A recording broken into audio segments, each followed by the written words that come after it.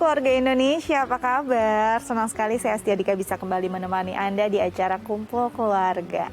Keluarga Indonesia menerapkan disiplin pada anak kayaknya itu satu hal yang perlu kita lakukan pada anak. Tapi apakah emang harus dengan cara yang keras atau cara yang seperti apa sebenarnya mendisiplinkan anak agar dampaknya positif? Kita akan bahas ini bersama psikolog kita ada Anti Jovita. Langsung kita sapa.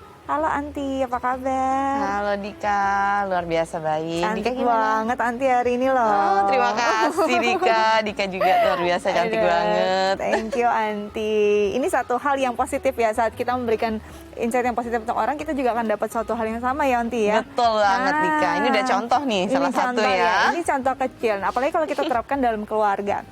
Kita bicara satu hal ini mungkin inginnya nih semua orang tua bisa melakukannya, mendisiplinkan anak. Anak jadi disiplin, anak jadi mandiri. Sebenarnya kategori disiplin itu sebenarnya untuk anak tuh seperti apa sih Anti gambarannya? Ya, jadi sebetulnya disiplin itu mengarah kepada aturan yang berlaku. Jadi namanya aturan berarti ada hal-hal yang sudah disepakati bersama. Jadi ingat kata-kata bersama. Jadi bukan salah satu pihak yang memaksakan kepada pihak yang lain. Jadi ada satu kesepakatan bersama, dan kesepakatan bersama itu yang harus dilakukan oleh anggota keluarga atau pihak yang memang saling membuat keputusan untuk membuat peraturan tersebut. Dan namanya aturan berarti juga ada konsekuensi apabila hal tersebut tidak dilakukan atau dilanggar. Oke, nah ini identiknya disiplin itu suatu hal yang keras, tegas. Nah, dalam hubungan parenting sendiri, disiplin yang sebenarnya bisa dilakukan oleh orang tua itu idealnya seperti apa? Apakah benar yang gambarannya seperti tadi aku bilang harus tegas, harus keras? Benar nggak sih Anti?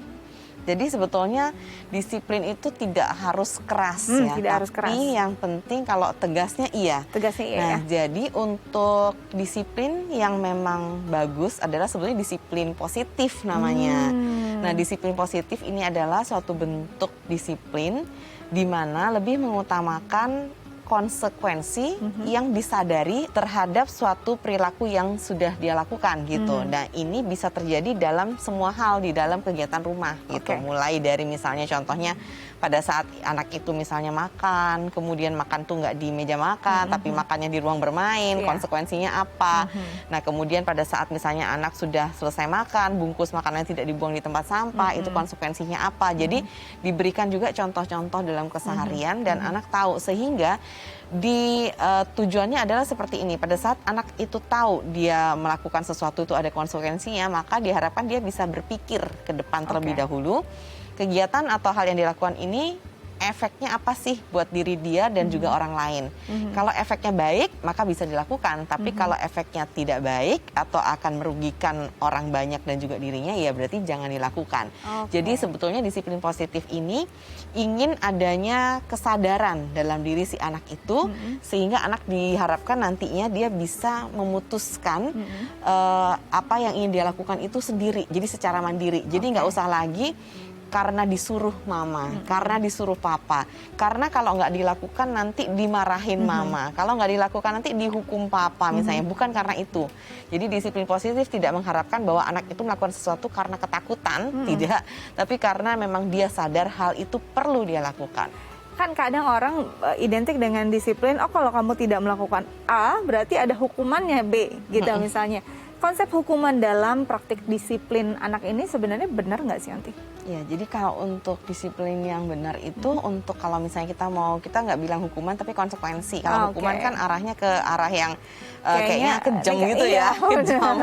Tapi lebih ke arah konsekuensi. Jadi efeknya itu adalah lebih ke pemberdayaan diri kalau konsekuensi. Nah, jadi konsekuensi yang diberikan itu setidaknya yang nyambung sama perilakunya gitu.